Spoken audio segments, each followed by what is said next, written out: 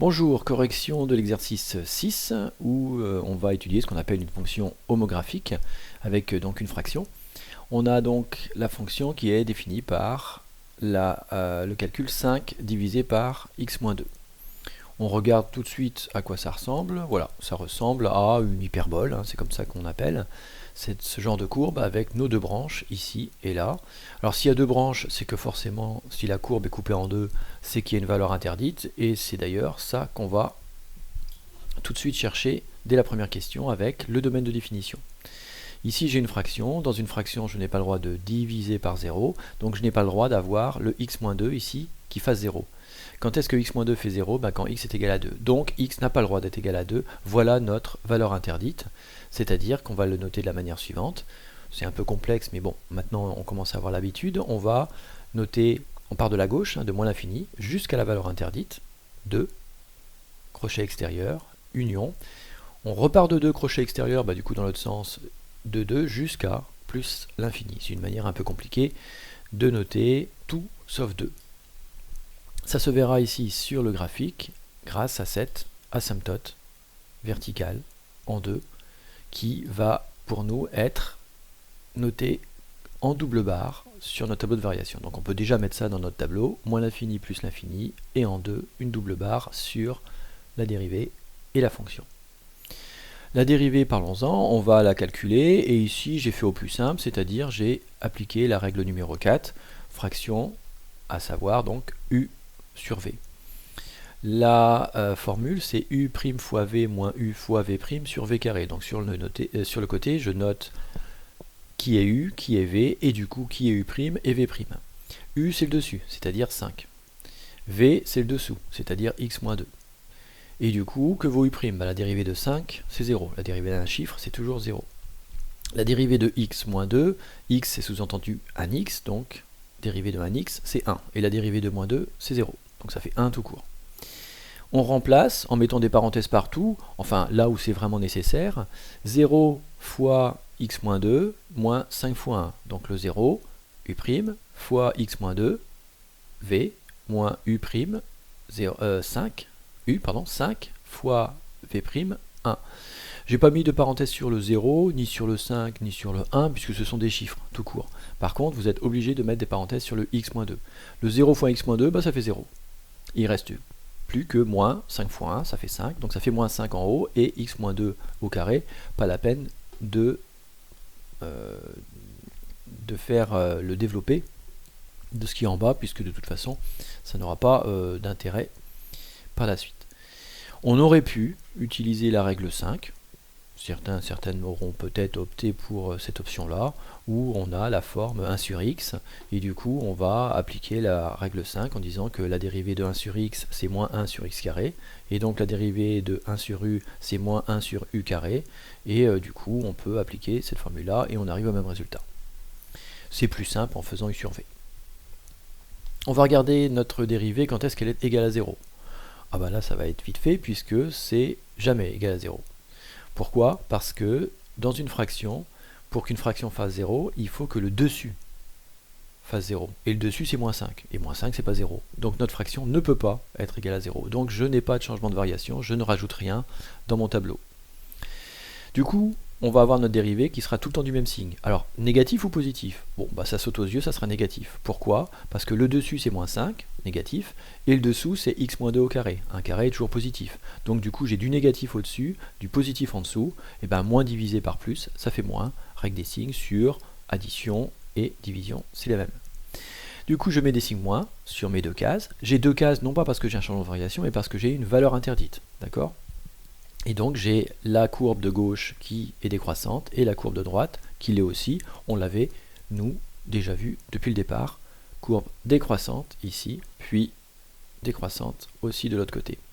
Ici j'ai l'air, alors si je fais la lecture en Y, je suis au niveau 0 et ensuite je glisse vers moins l'infini, alors que là je viens de plus l'infini et je vais au niveau 0.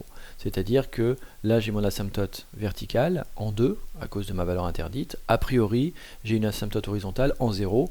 Ça on essaiera de le regarder un petit peu plus tard. D'abord on nous demande de calculer l'équation de la tangente à la courbe en 3. Alors, pour ce faire, eh bien, je reprends la formule.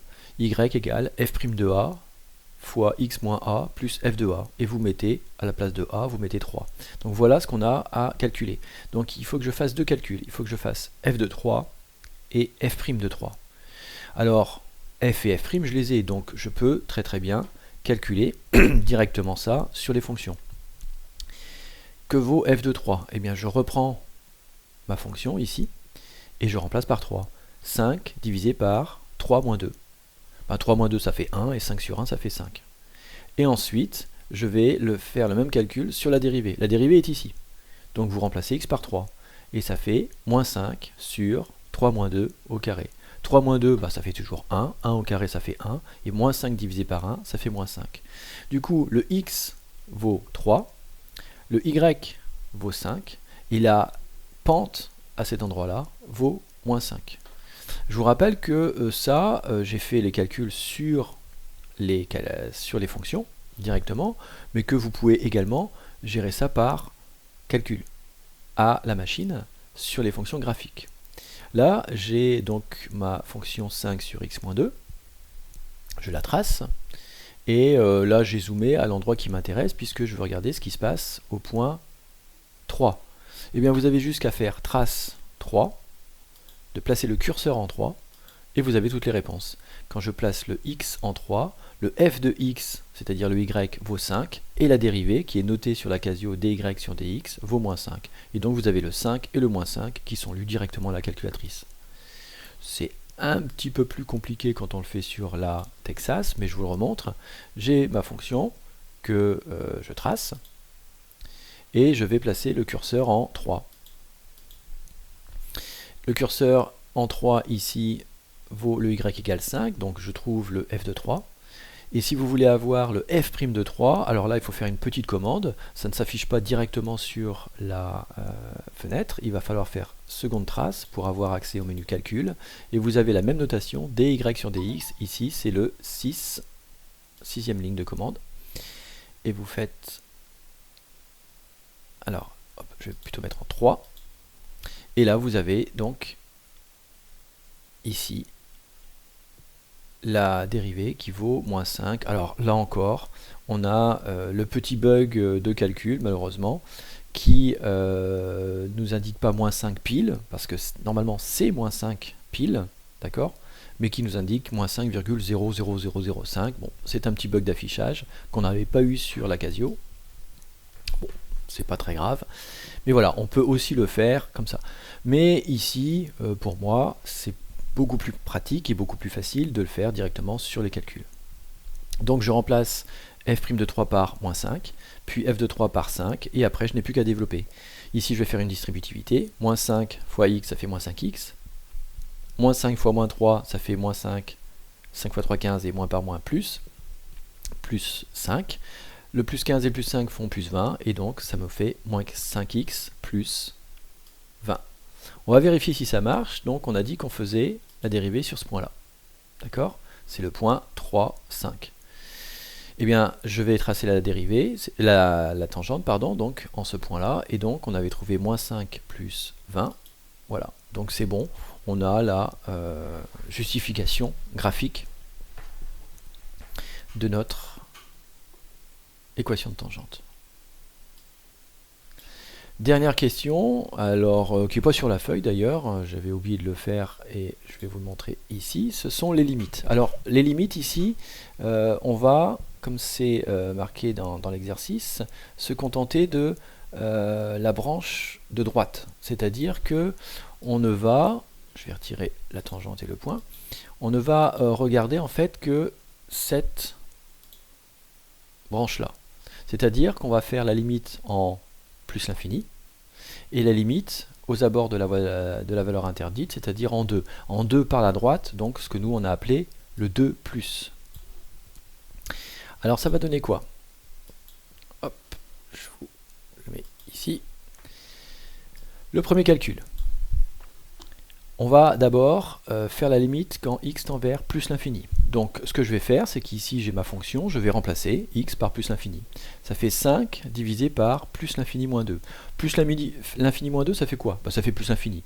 Voilà, ça fait partie des petits calculs qu'on a vus en cours. Hein, le moins 2, vous retranchez 2 à plus l'infini, ça lui fait rien. Et donc je fais 5 divisé par plus l'infini.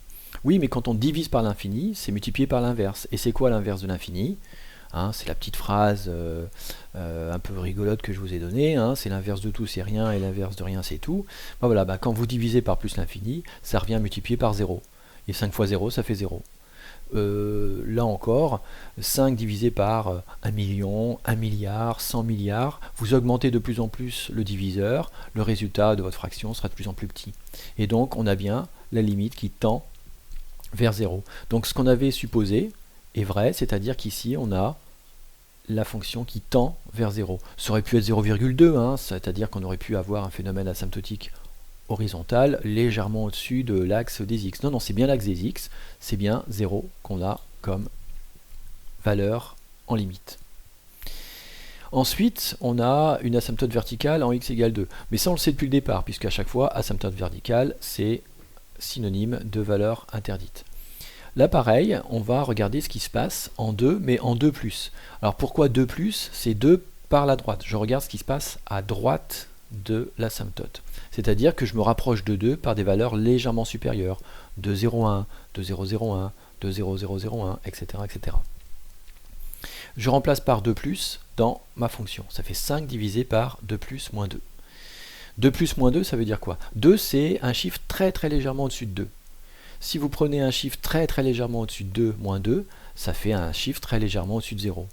Si vous n'arrivez pas des fois à comprendre tout et à avoir le mécanisme du calcul en tête, 2 plus, remplacez ça par 2,01 par exemple. 2,01 moins 2, ça fait 0,1. Et donc du coup, ça fait 0, presque 0, mais légèrement au-dessus, donc 0 plus. Sauf que je fais 5 divisé par 0 plus. Divisé par 0 plus, c'est multiplié par l'inverse. Et c'est quoi l'inverse de 0 plus? C'est plus l'infini. Voilà, ça fait partie, là encore. Là, je faisais l'inverse de plus l'infini, ça fait entre guillemets 0 plus, mais là, vous n'êtes pas obligé de le mettre. L'inverse de 0 plus, c'est plus l'infini. Si ça avait été 0 moins, on aurait fait 5 fois moins l'infini. Donc là, c'est 5 fois plus l'infini, et là, règle des signes, c'est que des positifs, ça refait plus l'infini. Et donc, on a bien le phénomène de glissement par le haut. On vient bien de plus l'infini ici pour s'écraser en 0. Et donc là, ça veut dire que on a bien une asymptote verticale en 2, mais ça, on le sait dès la première question, dès le moment où on a justifié qu'on avait une valeur interdite en 2. Voilà pour cette fonction de type homographique, où là, vous voyez, il y a beaucoup plus de choses à dire, et une complexité qui est nettement supérieure à ce qu'on a fait précédemment.